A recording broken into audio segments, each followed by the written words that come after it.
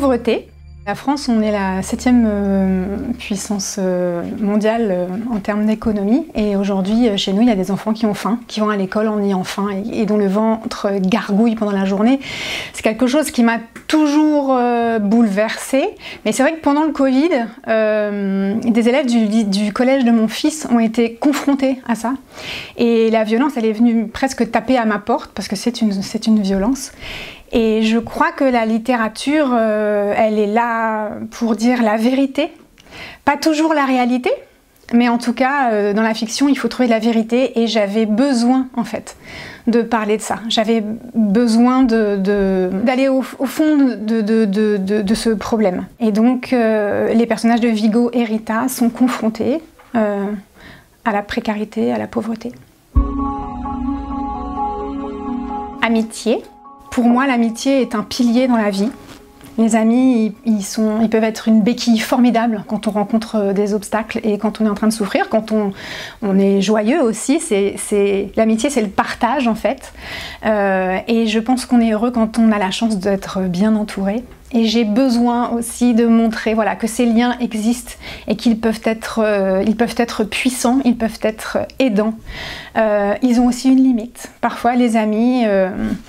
ils restent à la surface. C'est ce qui va arriver à Rita, et pourtant ses amis, Timur, Roman, l'aiment énormément, mais ne vont pas réussir à saisir l'ampleur des difficultés auxquelles elle est confrontée.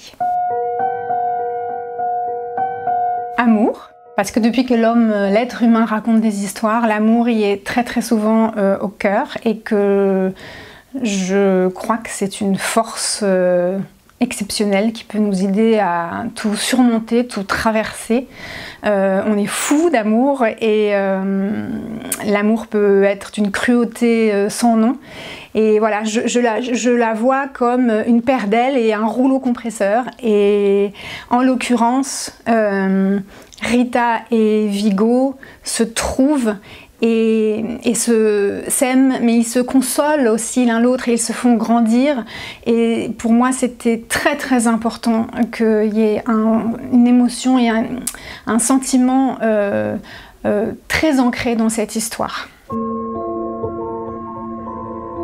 Narration. Il m'a fallu plusieurs années en fait pour trouver la bonne façon de raconter Rita. J'ai d'abord évidemment envisagé de raconter l'histoire de son point de vue, mais je me suis dit que ça n'irait pas, et puis ça avait été fait de manière ultra violente et brillante par Nelly Arcan, qui racontait sa propre histoire, et je ne me voyais pas adopter en fait cette posture. Et donc j'ai beaucoup réfléchi, et je me suis dit que bâtir une histoire en toile d'araignée, c'est-à-dire que c'est un roman choral où plusieurs personnages racontent l'année telle qu'elle se déroule en suivant la temporalité.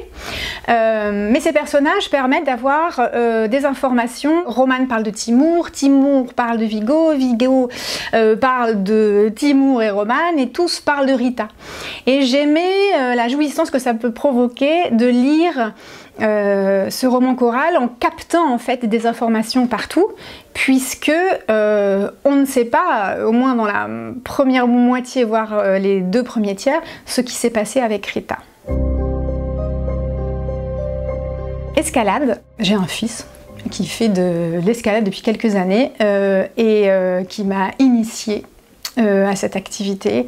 L'escalade, c'est un sport qui va très bien à Vigo parce que grâce à cette verticalité, il s'extirpe quelque part de la lourdeur, de tout ce qui peut l'attirer vers la terre, en fait, ce qui est lourd à porter pour lui. Cette verticalité, cette capacité à toucher le sol, en fait, je trouve qu'elle lui allait très bien. Et puis c'est un combat contre soi, l'aspect moral, l'aspect, je veux dire, psychologique. Il faut se battre contre soi-même pour aller peut-être parfois sauter, pour attraper une prise. On peut tomber, ça fait peur de tomber. Et il y a quelque chose d'être face à soi-même qui allait très bien avec ce personnage. Ça paraissait faire sens, en fait, que Vigo entraîne Rita dans cette activité et que tous les deux y grimpent.